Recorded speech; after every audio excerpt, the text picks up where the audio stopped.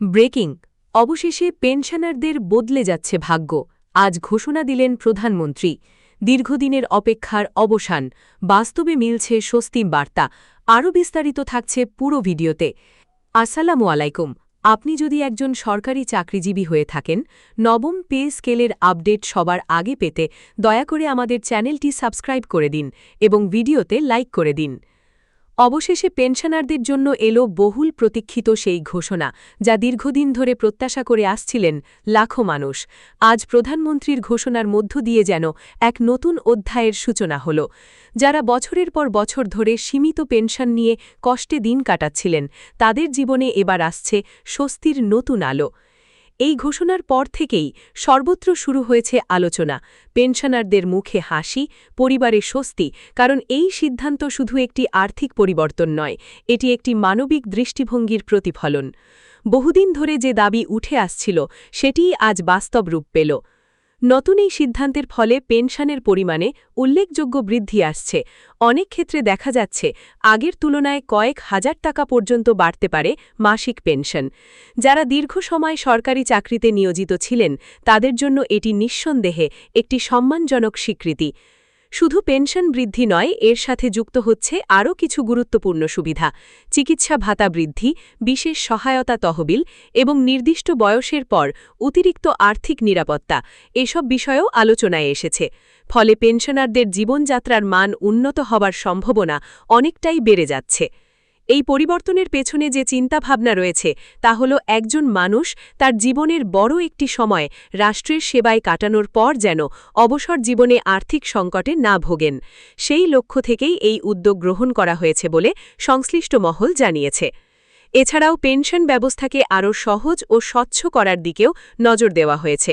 Digital পদ্ধতিতে pension প্রদান, banking সুবিধা সহজীকরণ এবং অনলাইন ভেরিফিকেশন, এসব বিষয় বাস্তবায়ন করা হলে পেনশনারদের ভোগান্তি অনেকটাই কমে যাবে।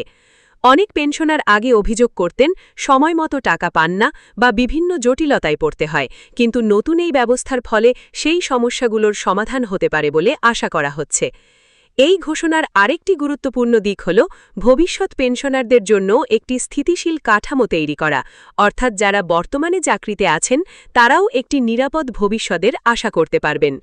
অর্থনৈতিক দৃষ্টিকোণ থেকেও এটি একটি গুরুত্বপূর্ণ পদক্ষেপ, কারণ পেনশনভোগীদের ক্রয় ক্ষমতা বাড়লে সামগ্রিক অর্থনীতিতেও ইতিবাচক প্রভাব পড়বে। বাজারে অর্থের প্রবাহ বাড়বে, যা দেশের অর্থনৈতিক গতিশীলতাকে আরও শক্তিশালী করবে। তবে এই সিদ্ধান্ত বাস্তবায়নের ক্ষেত্রে কিছু চ্যালেঞ্জও থাকতে পারে, যেমন অর্থ বরাদ্দ, প্রশাসনিক ব্যবস্থাপনা এবং সঠিকভাবে সুবিধাভোগীদের কাছে পৌঁছানো। কিন্তু সঠিক পরিকল্পনা এবং বাস্তবায়নের মাধ্যমে এসব চ্যালেঞ্জ মোকাবিলা করা সম্ভব। পেনশনারদের অনেকেই এই ঘোষণাকে জীবনের একটি বড় স্বস্তি হিসেবে দেখছেন, কারণ অবসর জীবনের সবচেয়ে বড় চিন্তা থাকে আর্থিক নিরাপত্তা নিয়ে। সেই জায়গাটিতেই এখন কিছুটা হলেও নিশ্চয়তা আসছে। এই সিদ্ধান্ত শুধু বর্তমান নয়, ভবিষ্যতের জন্য একটি ইতিবাচক দৃষ্টান্ত স্থাপন করবে।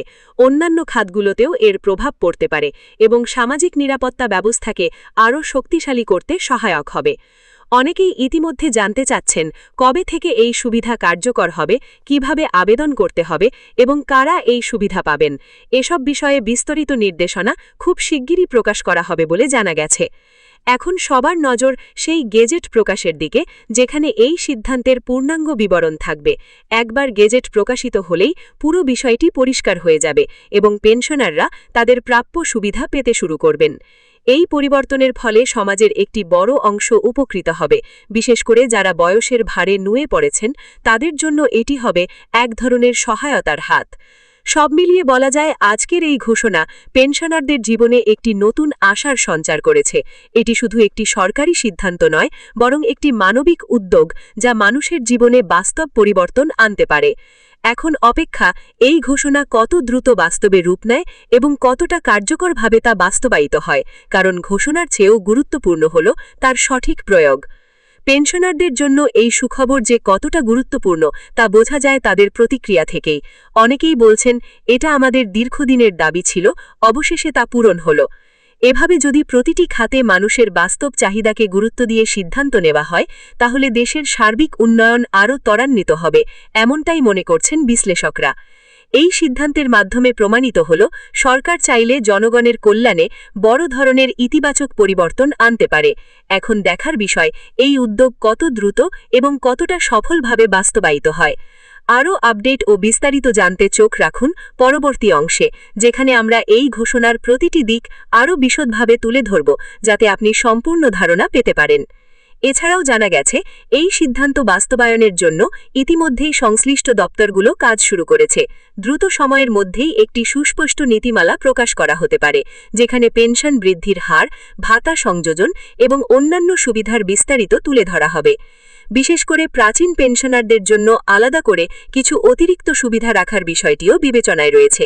এতে করে যাদের চিকিৎসা ও দৈনন্দিন ব্যয় বেশি, তারা আরও বেশি উপকৃত হবেন। একই সাথে পরিবারভিত্তিক নিরাপত্তার দিকেও গুরুত্ব দেওয়া হচ্ছে। পেনশনারের মৃত্যুর পর পরিবারের সদস্যরা যেন আর্থিকভাবে বিপদে না পড়েন, সে বিষয়েও নতুন করে ভাবা হচ্ছে।